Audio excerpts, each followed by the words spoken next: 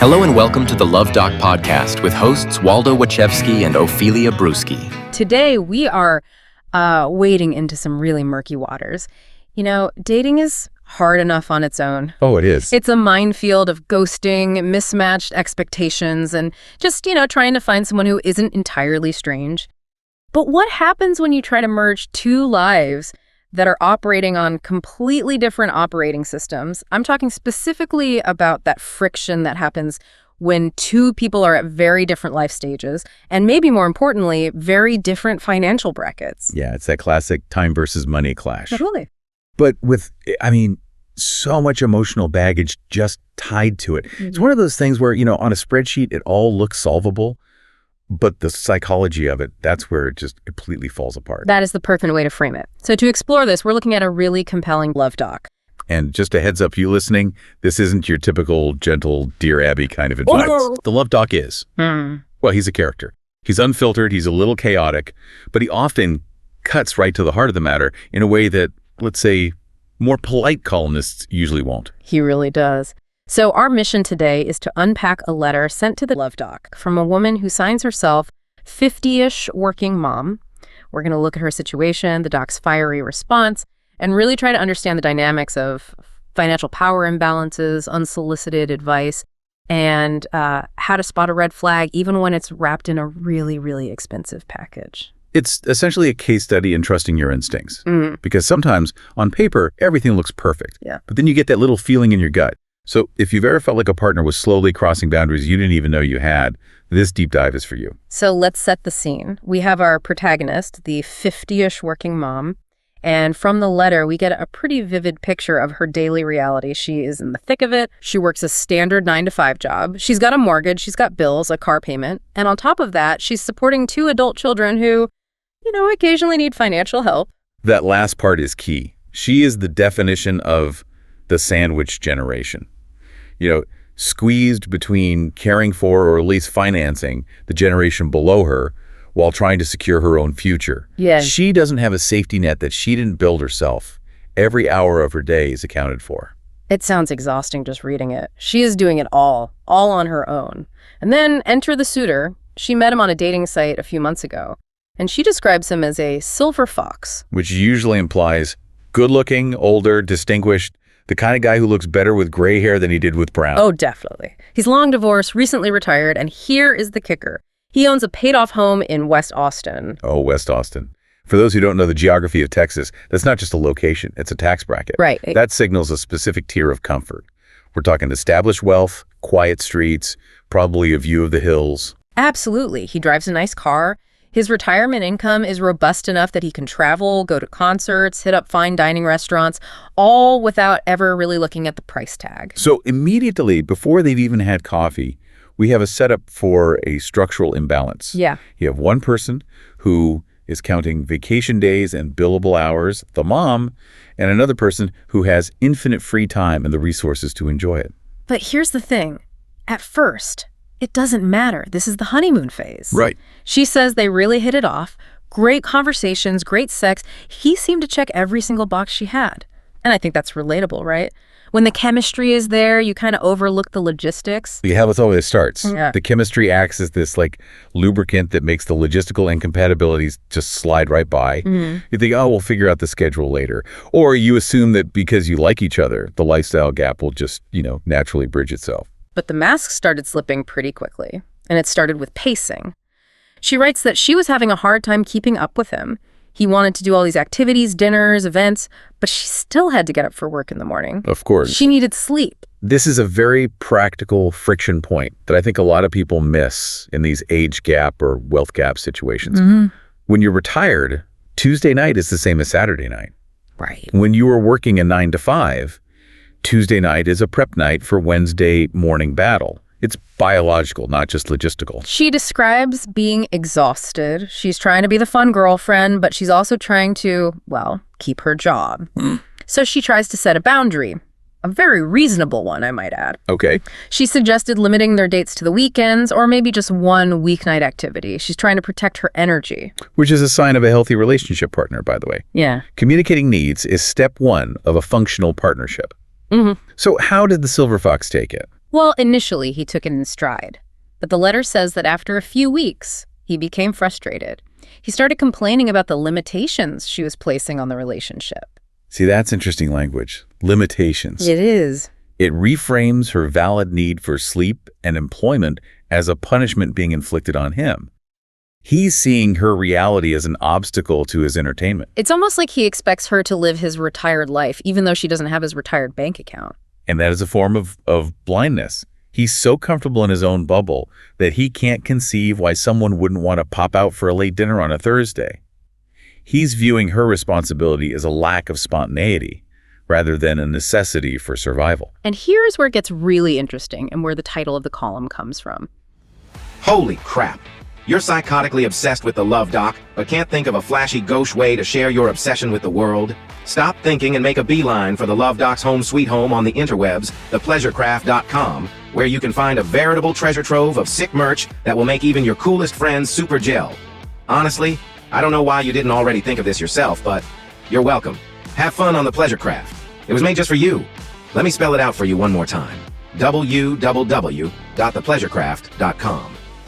The dynamic shifted.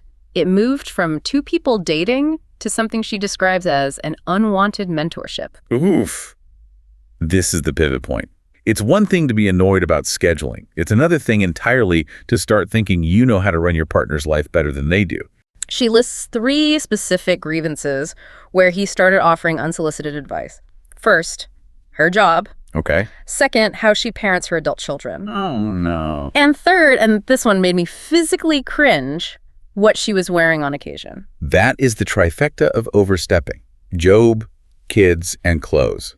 That covers almost her entire identity. It really does. And let's break that down for a second. All right.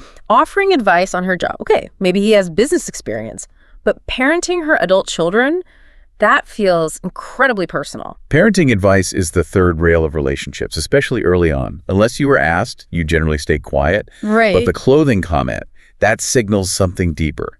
That signals that he doesn't just want to date her. He wants to curate her. Curate is such a good word for it. And the sad part is, she admits in the letter that she's internalized some of this. She says she feels intimidated by his financial success and his carefree lifestyle. Mm-hmm. She's actually asking the Luv Doc, am I being defensive? Am I being overly sensitive about the income difference, or should I end this before it gets worse? That breaks my heart a little. She's gaslighting herself. She's worried she's going to mess up a good thing because society tells us that a wealthy, retired silver fox is the prize. Right. The resume looks so good, the paid-off house, the travel. She assumes the problem must be her. She thinks, I should be grateful this successful man wants to help me improve my life. But she's failing to see that the prize comes with strings attached. He's not just offering advice, he's offering a critique of who she is. And frankly, that intimidation she feels, that might be by design. Or at least, he's certainly not doing anything to alleviate it. So she sends this distress signal to the Luv Doc. Now, before we get to his advice, we have to talk about the Luv Doc himself because, like you said, he's not your typical therapist. He is definitely not Dr. Phil. Not at all. He explicitly describes himself as a grossly unprofessional advice columnist. Mm-hmm. He admits right out of the gate that he is not a sage. He says ambiguity and prevarication don't butter the Chronicle's bread. I loved that line. He's basically saying, I'm going to be blunt because that's what pays the bills. Exactly. He's positioning himself as the anti-guru. Yeah. And to prove his lack of moral authority, he goes on this hilarious tangent in the middle of the response. He tells a story about advising his friend Marcus. Oh, the televangelist thing. This was so random, but so funny. It sets the tone perfectly. Yeah. He says he told his friend Marcus to become a televangelist just to make sick Skrilla hawking eternal salvation on the TV. Sick Skrilla. I haven't heard that phrase in about 15 years. It paints a picture, doesn't it? It Yeah. shows he's cynical, he's funny, and he's definitely not taking the moral high ground. He is essentially saying, look, I have given terrible, ethically questionable advice in the past, so don't put me on a pedestal. And then he goes into his own neuroses. He admits he's terrified of flying commercial. Right. He says he needs a friend with a private jet because he can't handle the general public. And he quotes, of all people, the Right Reverend Kenneth Copeland. This was a wild reference to find in a dating column. Kenneth Copeland is.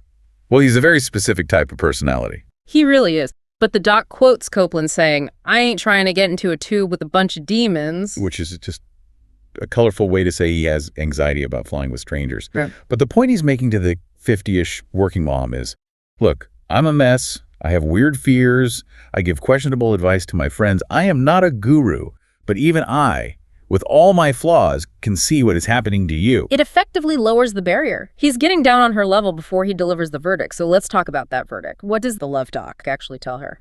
First, he validates her. And this is so important given how insecure she was feeling. He tells her she seems to have her shit together. She knows her priorities. She's working. She's raising kids. She's paying bills. She is the adult in the room. That must have felt so good for her to read, just to hear, you're doing fine. And then he brings up this concept of the learning stage. This is a crucial psychological concept for any relationship, but especially a new one. He points out that they have only been dating a few months. No matter how smart this silver fox thinks he is still learning who she is.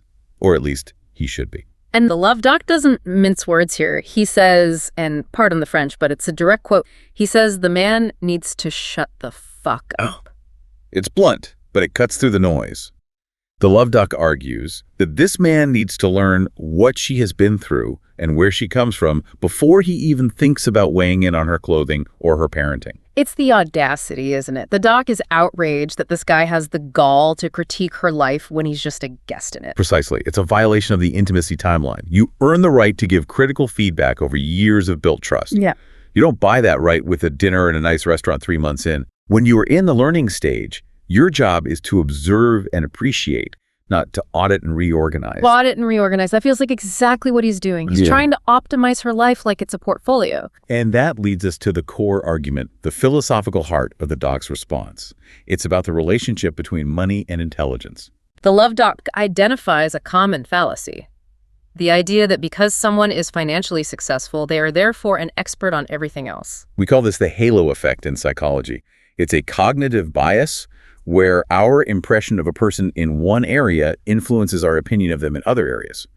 If you're rich, people assume, and you often assume, that you're smart about diet, politics, parenting, fashion, philosophy. And the Luv Doc shuts this down hard. He argues that financial success does not equal universal wisdom. And he uses a very specific, very high-profile example to make this point. He brings up Elon Musk. But the Luv Doc uses Musk as the primary exhibit A for this phenomenon of wealth masking incompetence in other areas. Right.